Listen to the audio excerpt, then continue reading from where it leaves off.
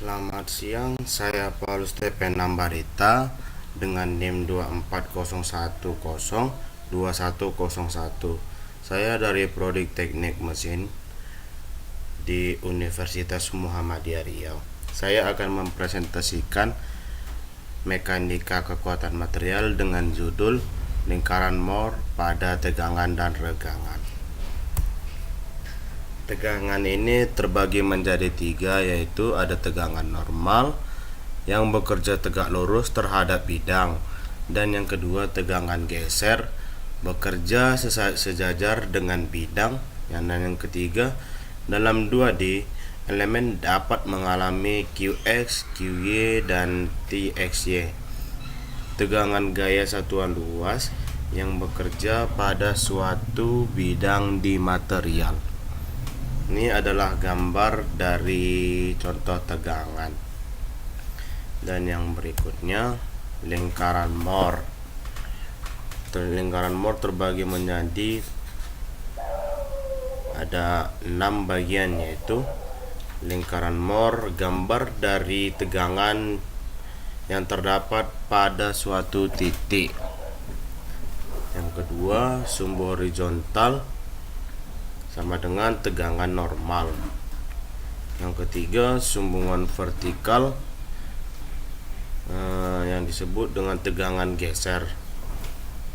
Yang keempat, setiap titik pada lingkaran menunjukkan tegangan pada bidang berorientasi tertentu. Yang kelima, pusat lingkaran berada pada C sama dengan Qx tambah Qy per 2, dan jari-jari lingkarannya adalah jari-jari sama dengan pangkat akar Qx tambah Qy per 2 kurung pangkat 2 sama dengan T2 per Xy. Yang berikutnya kita akan mempresentasikan tegangan utama dan tegangan geser maksimum. Ini dari contoh gambar tegangan utama dan tegangan geser maksimum yang terbagi menjadi 4, yaitu tegangan utama dalam kurung Q1 dan Q2 adalah tegangan maksimum dan minimum pada titik tertentu. Yang kedua, tegangan maksimum dan minimum yang terjadi pada suatu titik Q1,2 sama dengan C tambah R. Sedangkan tegangan geser maksimum adalah Tmax sama dengan jari-jari. Arah bidang utama diperoleh dari sudut rotasi pada lingkaran Mohr. Yang berikutnya visualisasi lingkaran Mohr. Contohnya, pada suatu titik diketahui Qx sama dengan 80 MPa, Qy sama dengan 20 MPa, dan Txy sama dengan 30 MPa.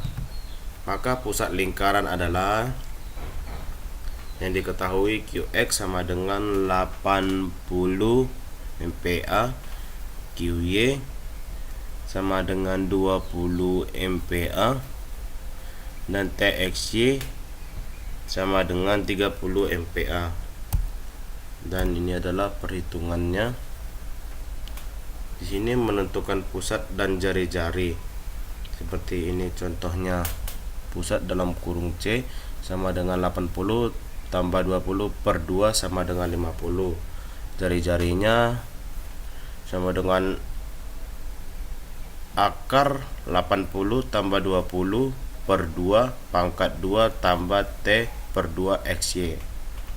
Jari-jarinya kita gabungkan menjadi sama dengan akar 30 pangkat 2 tambah 30 akar 2 sama dengan 1800, dan kita bulatkan lagi menjadi 42,43 MPa. maka tegangan utamanya Q1 sama dengan C tambah R sama dengan 50 tambah 42,43 sama dengan 92,43 MPa. Q2 sama dengan C kurang R sama dengan 50 dikurang 42,43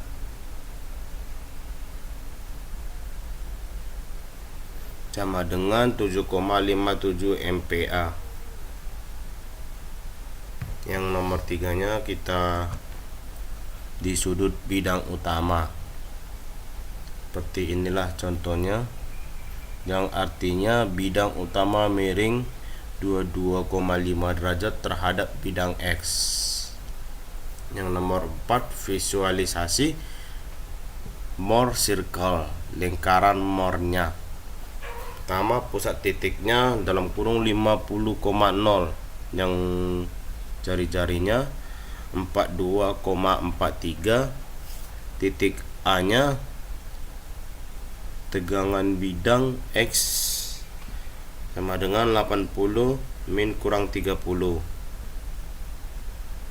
Titik B tegangan bidang Y sama dengan 20, tambah 30. Sumbu horizontal sama dengan normal stress Q. Sumbu vertikal sama dengan shear stress dengan lambang T. Hasil analisisnya lingkaran Mohrnya seperti ini. Nomor 1, regangan utamanya principal stress Q1 sama dengan 100 MPa, Q2 sama dengan 0 MPa. Yang kedua, radius lingkaran Mohrnya, jari-jarinya yaitu Qx kurang Qy per 2 pangkat 2 tambah T pangkat 2 XY sama dengan 3,06 MPa. Yang ketiga, tegangan utama principal stress yang Q1 nya sama dengan Q rata tambah R sama dengan 86,06 MPa. Q1 nya sama dengan Q rata-rata kurang R sama dengan 13,94 MPa. Yang nomor 4-nya tegangan geser maksimum dengan hasil Tmax sama dengan R sama dengan 36,06 MPa. Yang kelima, sudut bidang utama sama dengan tan 20P sama dengan 2 TXY per QX kurang QY sama dengan 1 QP sama dengan 22,5. Dan kesimpulan terakhirnya itu adalah lingkaran Mohr dapat membantu memvisualisasi hubungan antara tegangan normal dan geser pada suatu titik. Yang kedua, dapat ditentukan tegangan utama dan tegangan geser maksimum serta arah bidang utama. Konsep yang sama berlaku untuk regangan sehingga dapat digunakan untuk menganalisis deformasi. Yang keempat, dengan memahami lingkaran Mohr, insinyur dapat menilai kekuatan dan keamanan material secara lebih efektif. Kita bisa nilai kekuatan dari material itu bisa menggunakan dari lingkaran Mohr supaya hasilnya lebih efektif. Yang kesimpulan terakhirnya yaitu kesimpulan utama, lingkaran Mohr menyederhanakan analisis tegangan dan regangan rumit menjadi bentuk grafis yang mudah.